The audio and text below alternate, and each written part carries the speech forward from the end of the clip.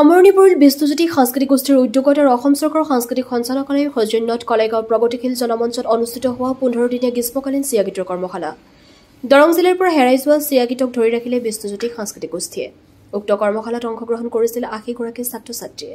সামৰণি অনুষ্ঠানত অংশগ্ৰহণ কৰে টংলা মহাবিদ্যালয়ৰ অৱসৰী অসমীয়া বিভাগৰ সহকাৰী অধ্যাপক ঘটেশ্বৰ বৰুৱা, শিল্পী নৱজিৎ দাস, কলাইগাঁও ডিগ্ৰী কলেজৰ অধ্যক্ষ দীপাঞ্জলি চহৰীয়া, কৌতুক শিল্পী বাপন শৰ্মাৰ উপৰিও কেইবাগৰাকীও বিশিষ্ট শিল্পী সাহিত্যিক উপস্থিত থাকি চিয়া গীতৰ ওপৰত বক্তব্য আগবঢ়ায়। উক্ত কৰ্মশালাৰ আঁত ধৰে বিষ্ণুজ্যোতি সাংস্কৃতিক গোষ্ঠীৰ সম্পাদক তথা শিল্পী মিঠু বৰুৱে। সামৰণি অনুষ্ঠানৰ সন্দৰ্ভত সাংস্কৃতিক সংগঠক তৰুণ আজাদ ডেকাই সাংবাদিকক কি ক'লে শুনকচোন।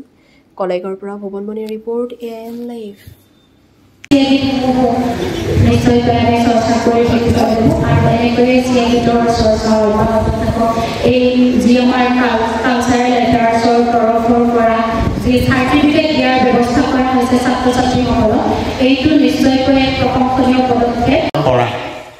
অৰ্থাৎ অসম সাহিত্য সভাই ইয়াত কেন্দ্ৰীয়ভাৱে এটা অনুষ্ঠানৰ আয়োজন কৰিছে। সেয়া হৈছে ডক্টৰ ভূপেন হাজৰিকা জন্ম শতবৰ্ষ উদ্বোধনী অনুষ্ঠান।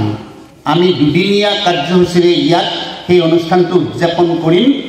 মৰমৰ ছাত্ৰ ছাত্ৰীসকলক এই অনুষ্ঠান খাবলৈ ঘৰত ভাত নাথাকে, কেতিয়াবা সেই মানুহজনে খৰি যোগাৰ কৰি দিব নোৱাৰে, অথচ মানুহজনীয়ে গালি পাৰি আছে তেওঁ, আৰু সেই মানুহজন গৈছে আনক আমোদ দিবলৈ, অনুষ্ঠান পৰিৱেশন কৰিবলৈ।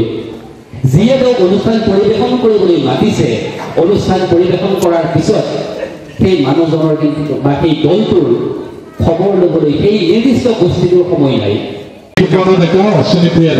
দাদা কি ক'ব 15-দিনীয়া চিয়া গীতৰ কৰ্মশালাৰ যে 15-দিনীয়া এটা কৰ্মশালাৰ আজি সামৰণি অনুষ্ঠান। এই সামৰণি অনুষ্ঠানত আমি কেইবাগৰাকীও বিশিষ্ট ব্যক্তিক নিমন্ত্ৰণ জনাইছিলোঁ। আপোনালোক সকলোৱে জানে অসম চৰকাৰে আমাৰ সাংস্কৃতিক পৰিক্ৰমা বিভাগৰ জৰিয়তে আৰু আমাৰ ওদালগুৰি জিলা প্ৰশাসনৰ সহযোগত বিষ্ণুজ্যোতি সাংস্কৃতিক গোষ্ঠী নামৰ এটি সাংস্কৃতিক সংগঠনৰ উদ্যোগত কলাইগাঁও প্ৰগতিশীল জনমঞ্চৰ এই মুকলি সভাগৃহত আমি 15-দিনীয়া কৰ্মশালাৰ আয়োজন কৰিছিলোঁ। 6ষ্ঠ শ্ৰেণীৰ পৰা দ্বাদশ শ্ৰেণীলৈ ছাত্ৰ ছাত্ৰীসকলক ইয়াত সংযোজিত কৰিব লাগে বা সংযুক্ত কৰিব লাগে, আৰু সেইমতে আমি 6ষ্ঠ শ্ৰেণীৰ পৰা দ্বাদশ শ্ৰেণীৰ ছাত্ৰ ছাত্ৰীসকলক ইয়াত সংযুক্ত কৰিছিলোঁ। ইয়াৰ উপৰিও অতিৰিক্তভাৱেও কিছু ছাত্ৰ ছাত্ৰী আহি আমাৰ ইয়াত উপস্থিত হৈছিল। মুঠতে 80গৰাকীমান ছাত্ৰ ছাত্ৰীক আমি এই 15-দিনীয়া চিয়া গীতৰ প্ৰশিক্ষণ কাৰ্যসূচী তথা কৰ্মশালা কাৰ্যসূচীত সংযুক্ত কৰিবলৈ পাই অতি আনন্দিত হৈছোঁ। এইকাৰণেই যে চিয়া গীত দৰঙৰ এটা হেৰাই যোৱা কলা, যিটো কলা আজিৰ পৰা কেইবছৰমান আগত মোটামুটিকৈ 2 দশক আগত উদ্ধাৰ কৰাৰ এটা প্ৰয়াস চলিছিল।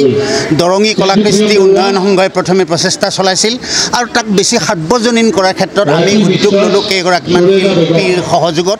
সেই শিল্পীসকলে নিৰন্তৰ কাম কৰি আছে। আমি প্ৰতি বছৰতে চিয়া গীতৰ কৰ্মশালাৰ আয়োজন কৰোঁ।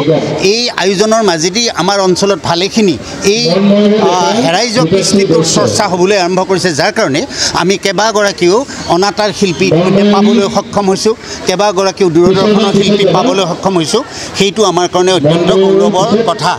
মই এইকাৰণে এই পুৰণি কলাকৃষ্টিসমূহ উদ্ধাৰ হ'ব লাগে, সংৰক্ষণ হ'ব লাগে, চৰ্চা হ'ব লাগে, প্ৰচাৰ হ'ব লাগে বুলি ভাবোঁ। যে এইবোৰ আমাৰ শিপা, এই শিপাবিলাক যেতিয়াৰ পৰা আমাৰ নোহোৱা হ'ব, অৰ্থাৎ আমি জাতিটো শিপাৰ পৰা বিচ্ছিন্ন হৈ যাম, তেতিয়াই আমি এটা শিপা চিঙা বা ছিন্নমূল জাতিত পৰিণত হ'ম। যেনেকৈ গছ এজোপা মূলৰ পৰা ছিঙি গ'লে, শিপাৰ পৰা ছিঙি গ'লে জীয়াই নাথাকে, তেনেকৈ মূল সংস্কৃতিৰ পৰা যদি আমাৰ জাতিটো ছিঙি যায়, বিচ্ছিন্ন হৈ যায়, তেনেহ'লে আমাৰ জাতিটো বাচি নাথাকে, আমাৰ জাতিটোৰ পৰিচয় প্ৰতিষ্ঠা নহয়।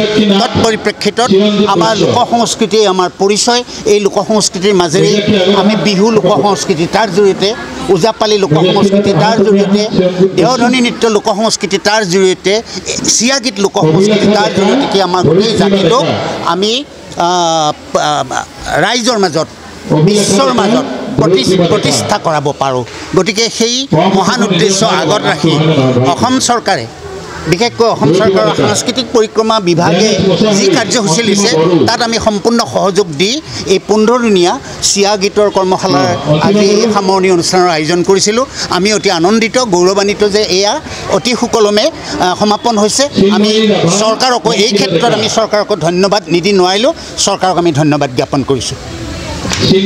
যিকোনো খবৰ আৰু বিজ্ঞাপনৰ বাবে যোগাযোগ কৰক 7896121996 লগতে 7002537271 আৰু 9854011916।